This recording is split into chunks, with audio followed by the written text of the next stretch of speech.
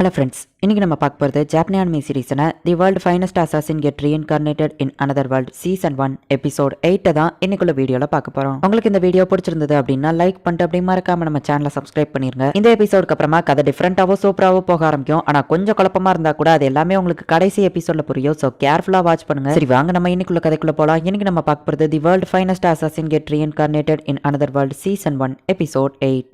மாகாவோட friends நம்ம ஹீரோவோட அந்த காஸ்மெட்டிக் ஷாப்ல தான் வேலை பார்க்குறாங்க. நைட்டு வேலையை முடிச்சுட்டு வீட்டுக்கு வந்துட்டு இருக்கும்போது பார்த்தா திடீர்னு 2 கொள்ளக்காரங்க வந்துட்டு அவங்க கையில இருக்கிற துட்டு அடிக்கலாம்னு சொல்லி பிளான் போடுறாங்க. ஒழுங்கு மரியாதையா அந்த பணத்தை எங்க கிட்ட கொடுத்துரு அப்படின்னு சொல்லி அவங்க பேசிட்டு இருக்கும்போதே டக்குன்னு பார்த்தா அவங்களை யாரோ வந்து அடிச்சு போடுறாங்க. மாகா தான் வந்து அவங்க ஃப்ரெண்ட்ஸை காப்பாத்துறா. ஹே, இதுக்கு முன்னாடி நான் உங்களை மெல்டோல பார்த்ததே இல்லையே, நீங்க இந்த ஊருக்கு புதுசா அப்படின்னு மாகா கேட்கவும், ஹே பொண்ணு நீ யாரு அப்படின்னு சொல்லி அவங்க கேட்கறாங்க. என்னைய அவங்களுக்கு தெரியலனாலே நீங்க இந்த இடத்துக்கு புதுசுதான் நினைக்கிறேன், நான் வேணா அவங்களுக்கு இந்த ஊரை சுத்தி காட்டட்டுமா அப்படின்னு சொல்லி அசால்ட்டா அவங்க கழுத்துல கத்தியா வைக்கிறா. நம்ம ஹீரோ இந்த மெல்டோக்கு வந்து கிட்டத்தட்ட 2 வருஷம் ஆயிடுச்சு. நம்ம ஹீரோ ஆரம்பிச்ச கடையும் நல்லபடியா சேல்ஸ் ஆகுது. போருக்கு போயிட்டு டாட் இப்பதான் திரும்ப வரா. அவ கொண்டவங்களோட பட்டன் எல்லாத்தையும் அவ எடுத்து கொண்டு வந்திருக்கா. பேட்டில் ஃபீல்ட்ல ஒன்னு எல்லாருமே லைட்னிங் குயின் தான் சொல்றாங்க. அந்த லெவலுக்கு ஃபாஸ்டா சண்டை போடுறியாமே அப்படின்னு நம்ம ஹீரோ சொல்லப்போ, என்ன லைட்னிங் குயின் அந்த பேரை வச்சு கூப்பிடாதீங்க, எனக்கு ரொம்ப வெக்கமா இருக்கு அப்படின்னு சொல்லி டாட் வெக்கப்படுறா. டாட்க்கு எக்ஸ்பீரியன்ஸ் கிடைக்கணும் அப்படிங்கிறதுக்காக நம்ம ஹீரோ தான் வந்து அவளை பேட்டில் ஃபீல்டுக்கு அனுப்பி வச்சு சண்டை போட வைக்கிறான். மாகாவோட ட்ரைனிங்க அவளையே ஓனா பாத்துக்கிட்ட சொல்லியிருக்கான். அது போக இப்ப நம்ம ஹீரோ அந்த ஊர்ல ரொம்ப ஃபேமஸான ஒரு காஸ்மெட்டிக் ஷாப் வச்சிருக்கிற ஒரு ஓனர். சுத்தி இருக்கிற கிங்டம்ல கூட நம்ம ஹீரோவை தெரியாத ஆளுங்களே கிடையாது. அந்த லெவலுக்கு நம்ம ஹீரோ ஃபேமஸ் ஆயிட்டான். இந்த மில்டோல நம்ம ஷாப் ரொம்பவும் ஃபேமஸா போயிட்டு இருக்கு. நான் பக்கத்து ஊர்லயுமே சில ஷாப் ஆரம்பிக்கலாம் அப்படின்னு சொல்லி ஆசைப்படுறேன். நம்மளோட பேஸ் பக்கத்து ஊர்லயும் இருந்தாதான் நல்லா இருக்கும். நான் அதுக்கான இடத்த கூட பார்த்து வச்சிட்டேன் அப்படின்னு சொல்லி அந்த ஷாப்போட ப்ளூ பிரிண்ட்டை காட்டுறா. அவ அந்த ஷாப்பை காட்டவுமே, ஹே இது அந்த இடம் இல்ல அப்படின்னு நம்ம ஹீரோ யோசிக்கிறான். மாகாவோட ஸ்டோரி என்னங்கிறத நானே டீடைல்ஸ் கலெக்ட் பண்ணேன். மாகாவோட அப்பா சாகிறதுக்கு முன்னாடி ஒரு மெர்ச்சண்டா இருந்தாரு. இப்போ இவ பேஸா செலக்ட் பண்ணிருக்கிற இந்த இடம் தான் இவங்க அப்பா ஃபர்ஸ்ட் ஆரம்பிச்ச கடை. மாகாவோட அப்பா கூட இருந்த பார்ட்னர் பணத்துக்காக ஆசைப்பட்டு அவங்க அப்பா அம்மாவை போட்டு தள்ளிட்டு அந்த கம்பெனியை அவனுக்கு சொந்தமாக்கிக்கிட்டான். மாகா மட்டும் அங்க இருந்து தப்பிச்சு மெல்டோக்கு ஓடி வந்துட்டா. நான் ஃபர்ஸ்டே மாகாக்காக ஏதாச்சும் பண்ணிருக்கணும் அப்படின்னு நம்ம ஹீரோ மனசுக்குள்ள யோசிக்கிறான். நம்ம ஹீரோ என்ன சொல்ல போறானோ அப்படின்னு சொல்லி மாகா பயந்துட்டே இருக்கா. சரி உன் இஷ்டப்படியே பண்ணு அப்படின்னு நம்ம ஹீரோ சொல்றான். பிரதர், ஆனா நீங்க எப்பவும் எந்த இடத்துனாலும் செக் பண்ணி பாப்பீங்களே, இதை செக் பண்ணி பாக்கலையா அப்படின்னு சொல்லி மாகா கேட்கறா. இது உன்னோட பர்சனல் விஷயம், சோ நீ ஏன் பாத்துக்கோ அப்படின்னு நம்ம ஹீரோ சொல்லவா. அவ ரொம்ப ஹாப்பியா ஆவரா. பிரதர் லுக், கொஞ்ச நேரம் எனக்காக ஒதுக்க முடியுமா, மத்தவங்க எல்லாம் உன்னை பார்க்கணும்னு சொல்றாங்க அப்படின்னு சொல்லிட்டு இப்போ அந்த கம்பெனில வேலை பார்க்குற மாகாவோட ஃப்ரெண்ட்ஸான மற்ற ஸ்டாஃப்ஸ் எல்லாருமே வராங்க. ரொம்பவும் ரேரான ஒரு டீ பவுடரை நம்ம ஹீரோக்கு கிஃப்டா கொடுத்துட்டு, நீங்க எங்களுக்காக நிறைய விஷயம் செஞ்சிருக்கீங்க, அது போக அந்த இடத்துல இருந்து நீங்க தான் எங்களை காப்பாத்திருக்கீங்க, ரொம்பவும் தேங்க்ஸ் அப்படின்னு அவங்க சொல்றாங்க. ஆனா நான் அது உங்களை காப்பாத்தணுங்கிறதுக்காக வரல, எல்லாமே ரேண்டமா தான் நடந்துச்சு அப்படின்னு நம்ம ஹீரோ சொல்லவும், நீங்க என்னதான் சொன்னாலும் நீங்க மட்டும் அன்னைக்கு இல்லைன்னா நாங்க என்னத்துக்கு ரொம்பவும் கஷ்டப்பட்டிருப்போம் அப்படின்னு சொல்லிட்டு எல்லாருமே இப்ப நம்ம ஹீரோக்கு தேங்க்ஸ் சொல்றாங்க. நம்ம ஹீரோ வந்துட்டு இவங்க எல்லாருமே ஆக்சுவலி யூஸ் தான் பண்ணிருக்கான். ஆனாலுமே அவங்க கிஃப்ட் கொடுத்ததுனால நான் சாகிற வரைக்கும் உங்க எல்லாரோட பேரையும் கண்டிப்பா ஞாபகம் வச்சிருப்பேன் அப்படின்னு நம்ம ஹீரோ சொல்றான். அவங்க எல்லாருமே இப்ப ரொம்ப ஹாப்பியா வராங்க. இப்போ நம்ம ஹீரோவோட அந்த மெர்ச்சண்டா இருக்கிற 2 வருஷம் ட்ரைனிங் முடிஞ்சிருச்சு அப்படிங்கிறதுனால நம்ம ஹீரோவோட பழைய நார்மல் ஃபார்முக்கே மாறுதான். நம்ம ஹீரோவோட சில்வர் ஹரைய மாகா இப்பதான் ஃபர்ஸ்ட் டைம் பாக்குறா. இலிக் பாலர் பிசினஸ் விஷயமா வெளியூர் போயிட்டா. இதுக்கப்புறம் இருக்க போறது லூக் 2 ஆத்தடே தான் அப்படின்னு சொல்லிட்டு நம்ம ஹீரோ கிளம்புறான். எங்க இருக்கிற பிசினஸ் பொறுப்பு எல்லாத்தையுமே நம்ம ஹீரோ மாகா கிட்ட தான் ஒப்படைச்சிட்டு போறான். நான் மட்டும் மிஸ்டர் லூக் கூட போறேன்னு சொல்லி நீ வருத்தப்படாத அப்படின்னு சொல்லி டாட் சொல்லவும், உண்மையை சொல்ல போனா எனக்கு உன்னை பார்த்தா கொஞ்சம் பொறாமையா தான் இருக்கு, ஆனா சில விஷயங்களை பிரதருக்கு என்னால மட்டும் தான் செய்ய முடியும் அப்படின்னு சொல்லி அவ சொல்லிட்டு நம்ம ஹீரோ கிட்ட போய் ஒரு டாலை கொடுக்குறா. யாரையுமே அவ்வளவு சீக்கிரத்துல நம்ப கூடாதுன்னு எங்க அப்பா சொல்லியிருக்காரு அப்படின்னு மாகா சொல்லவும், அவர் சொன்னது கரெக்ட் தான் அப்படின்னு நம்ம ஹீரோ சொல்றான். அதனாலதான் நான் இத்தனை நாள் அவங்க மேல சந்தேகப்பட்டுக்கிட்டே இருந்தேன், திரும்ப இன்னை வரைக்கும் சந்தேகப்பட்டுக்கிட்டே தான் இருந்தேன். என்கிட்ட மேஜிக் இருக்குங்கிறதுனால தான் என்ன செலக்ட் பண்ணி அசாசினேஷனுக்கு யூஸ் பண்ணிக்கிட்டேன் அப்படின்னு எனக்கு தெரியும். ஆனாலும் உனக்கு ஹெல்ப் பண்ணது எனக்கு ரொம்பவும் ஹாப்பியா இருக்கு,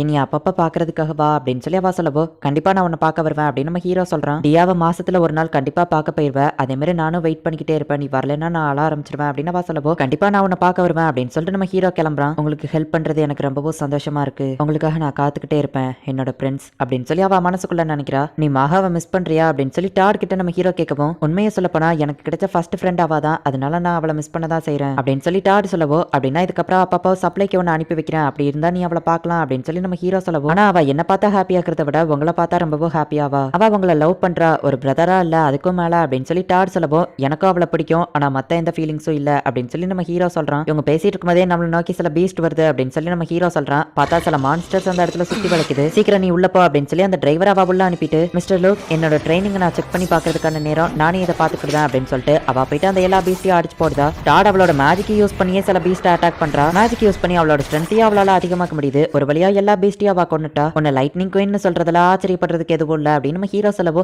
அந்த பேரை சொல்லாதீங்கன்னு சொல்லியிருக்கல அப்படின்னு சொல்லி அவ வெக்கப்படுறா. மான்ஸ்டர்ஸ் வில்லேஜ்குள்ள வர ஆரம்பிச்சிருச்சுன்னா அந்த ஹீரோவா அப்ப கூடிய சீக்கிரம் வந்துருவான் அப்படின்னு நம்ம ஹீரோ மனசுக்குள்ள நினைக்கிறான். 2 வருஷம் கழிச்சு இப்பதான் நம்ம ஹீரோ அவன் சொந்த இடமான டூவாத் டேக்கு போறான். அங்க இருக்கிற மக்கள்லாம் நம்ம ஹீரோ வரதை பார்த்துட்டு, மிஸ்டர் லூக் உங்களை பார்த்தே 2 வருஷம் ஆச்சு, நீங்க எங்களுக்கு செஞ்ச ஹெல்ப்ல தான் எங்களுக்கு நிறைய நல்ல விஷயம் நடந்திருக்கு, இந்தாங்க இதை ஏத்துக்கோங்க அப்படின்னு சொல்லிட்டு அவனுக்கு காய்கறியை கிஃப்டா கொடுத்து அனுப்புறாங்க. ஹீரோ பரவாயில்ல இருக்கட்டுமே சொல்லவும், எங்களுக்காக எவ்வளவோ செஞ்சிருக்கீங்க அப்படின்னு சொல்லி கொடுத்து அனுப்பவோ, சரி ஓகே அப்படின்னு சொல்லி நம்ம ஹீரோவோ அதை வாங்கிட்டு கிளம்புறான். லூக் உன்னை பார்த்து எவ்வளவு நாள் ஆச்சு அப்படின்னு சொல்லிட்டு அவங்க அம்மா நம்ம ஹீரோ மேல பாசமலையை பொழிறாங்க.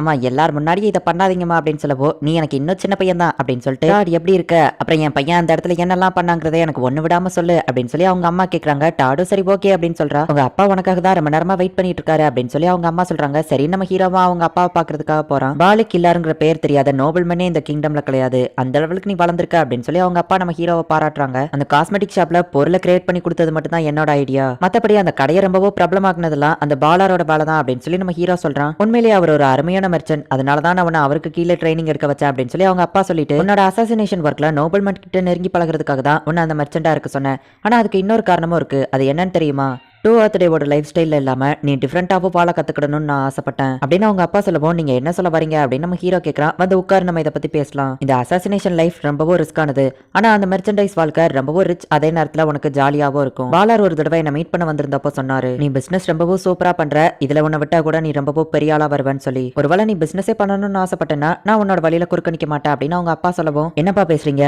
அந்த பிசினஸ் நான் கத்துக்கிட்டதே ஒரு அசாசினா மாறணுங்கிறதுக்காக தான் அப்படின்னு நம்ம ஹீரோ சொல்லவும், என்னோட லைஃபை இதுக்கப்புறம் நான் நினைச்சாலும் மாற்ற முடியாது, நான் ஒரு அசாசின் தான், ஆனா நீ அப்படி இல்லை, நீ மாறதுக்கான ஒரு ஆப்ஷன் உன்கிட்ட இப்போ இருக்கு, உன்னோட கை இன்னும் கரப்படியல அப்படின்னு அவங்க அப்பா சொல்லவும், ஆனா நானுமே கொலை பண்ணிருக்கேன்ல அப்படின்னு நம்ம ஹீரோ சொல்றான். நீ தூக்கு தண்டனை கைதியை தான் கொலை பண்ண, நீ சட்டத்தை தான் நிறைவேற்றிருக்க, அது எதுவோ தப்பு கிடையாது, ஆனா ஒரு ப்ரொஃபஷனல் அசாசினா மாறிட்டேன்னா அப்படி கிடையாது. நம்ம அசாசின் அப்படிங்கிற இன்ஃபர்மேஷன் மட்டும் நம்ம கிளைண்ட்ஸ் மூலியமாவே கூட வெளியே லீக் ஆக வாய்ப்பு இருக்கு. பொதுமக்கள் எல்லாருக்கும் இது தெரிஞ்சிருச்சுன்னா கிங்டம் நம்மள ஒதுக்கி வச்சிருவாங்க. இது ரொம்பவோ டஃப்பான ஒரு வாழ்க்கை, ஆனா ஒரு பிசினஸ் மேன் வாழ்க்கை அப்படி கிடையாது. நான் திரும்பவும் கேட்கறேன், நீ என்ன வாங்கணும்னு ஆசைப்படுற அப்படின்னு அவங்க அப்பா கேட்கவும், நான் ஒரு அசாசின் ஆகணும்னு தான் ஆசைப்படுறேன் அப்படின்னு நம்ம ஹீரோ சொல்லவும், அப்படின்னா உன்னோட முடிவு நீ நியாயத்துக்காக போராடுறது, இந்த கிங்டமை காப்பாத்துறது, டூவாத் டே மக்களை ப்ரொடெக்ட் பண்றது, இதுக்காக உன்னோட லைஃப் அர்ப்பணிக்க போறியா அப்படின்னு அவங்க அப்பா கேட்கிறாரு. அப்படின்னு நான் சொல்ல வரல, எனக்கு 2 சைடு இருந்த மக்களையுமே ரொம்பவோ பிடிக்கும், அவங்களை நான் மிஸ் பண்ண விரும்பல, இந்த கிங்டமையும் நான் ப்ரொடெக்ட் பண்ணணும்னு ஆசைப்படுறேன் தான். ஒருவேளை நம்ம பத்தின உண்மை வெளியே தெரிஞ்சா கூட எங்க அப்பா கொடுத்த ட்ரைனிங் இருக்கு, சோ நான் யார் கையிலயும் மாட்ட மாட்டேன், இலிக் பாலாருங்கிற ஐடென்டிட்டியை அப்ப நான் யூஸ் பண்ணி தப்பிச்சுக்கிடுவேன் அப்படின்னு நம்ம ஹீரோ சொல்லிட்டு மனசுக்குள்ள, என்னோட போன லைஃப்ல நான் பண்ண தப்ப திரும்பவும் பண்ண மாட்டேன், இந்த தடவை நான் ரொம்பவோ கேர்ஃபுல்லா இருப்பேன், அது அந்த காடஸா இருந்தாலும் சரி யாரா இருந்தாலும் சரி, யாரையும் என்ன கொல்ல விட மாட்டேன், அண்ட்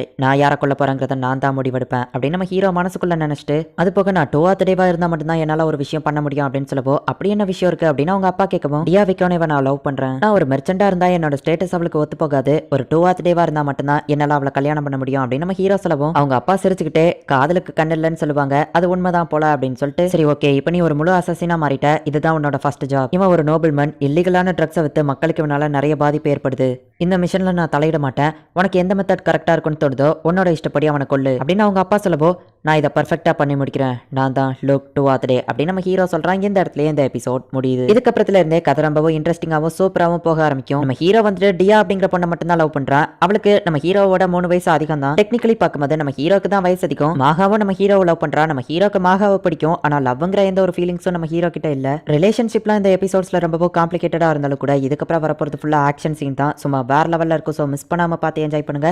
அண்ட் உங்களுக்கு இந்த வீடியோ பிடிச்சிருந்தது அப்படின்னா லைக் பண்ணிட்டு அப்படி மறக்காம நம்ம சேனலை சப்ஸ்கிரைப் பண்ணிருங்க. தேங்க்யூ ஃபார் வாட்சிங். பாய் கைஸ், நெக்ஸ்ட் எபிசோட்ல மீட் பண்ணலாம்.